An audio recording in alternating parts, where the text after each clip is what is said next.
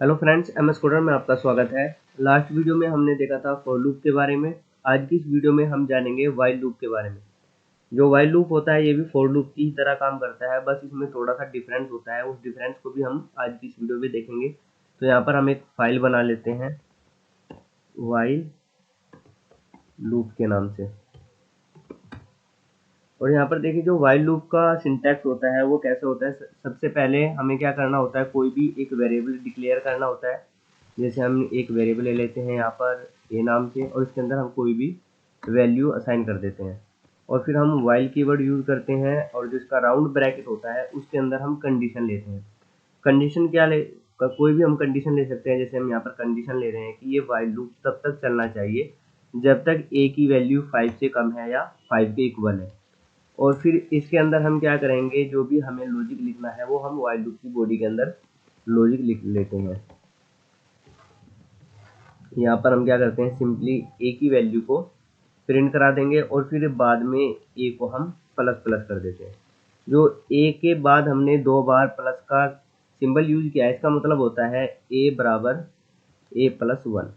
या तो हम इस तरह से ये वाला स्टेटमेंट लिख सकते हैं, या फिर हम डायरेक्ट सोर्स में ऐसे भी यहाँ पर लिख सकते हैं। तो यहाँ पर देखिए सबसे पहले क्या होगा, एक वेरिएबल हमने बनाया है जिसके अंदर हमने वैल्यू असाइन की है 1। और फिर इसके बाद हमने व्हाइल लूप का जो राउंड ब्रैकेट है इसके अंदर कंडीशन लगाया है कि जब तक ए की वैल्यू 5 से कम है या 5 के इक्वल है तब तक व्हाइल लूप की बॉडी चलनी चाहिए।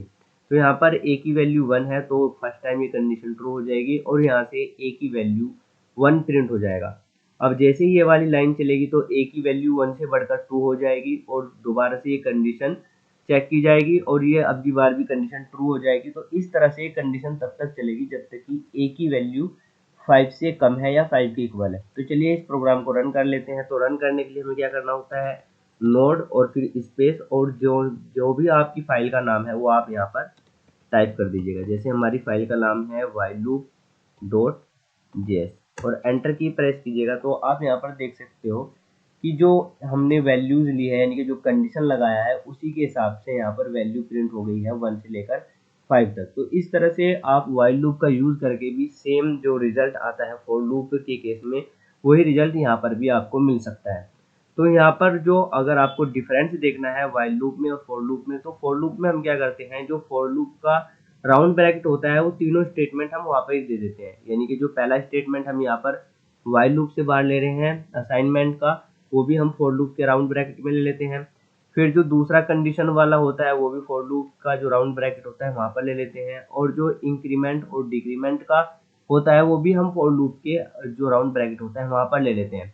लेकिन यहाँ पर क्या होता है, फॉर व्हाइल लूप के अंदर जो डिक्लेरेशन का काम होता है, यानी कि वेरिएबल को डिक्लेयर करने का, असाइन करने का, तो वो व्हाइल लूप से बाहर होता है। और जो कंडीशन का काम होता है वो व्हाइल लूप के राउंड ब्रैकेट के अंदर होता है। और जो इंक्रीमेंट और डिक्रीमेंट का काम होता है वो व्हाइल लूप के बॉडी के अंदर होता है। तो इस तरह से ये मेन डिफरेंस होता है फॉर लूप में और व्हाइल लूप में।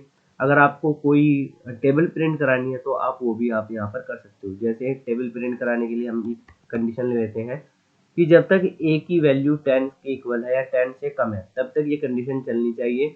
और यहाँ पर हम क्या करते हैं, ए की साथ हम मल्टीप्लाई कर देते हैं 3 से, यानी कि हम 3 का टेबल प्रिंट कराना चाह रहे हैं। तो स्टार्टिंग में ए की वैल्यू 1 होगी, 1 मल्टीप्लाई 3 3 प्रिंट हो जाएगा यहाँ पर। फिर ए की वैल्यू 2 होगी, 2 मल्टीप्लाई 3 करेंगे तो यहाँ से 6 प्रिंट हो जाएगा अप टू 30। तो चलिए इस प्रोग्राम को हम फिर से रन करके देख लेते हैं।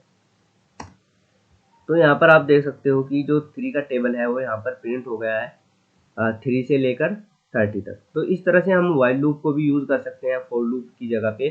तो अगर आपको ये वीडियो हेल्पफुल लगी हो, इस वीडियो से आपने कुछ नया सीखा हो, तो इस वीडियो को लाइक करके इस चैनल को जरूर सब्सक्राइब कर लीजिएगा। Thanks for watching.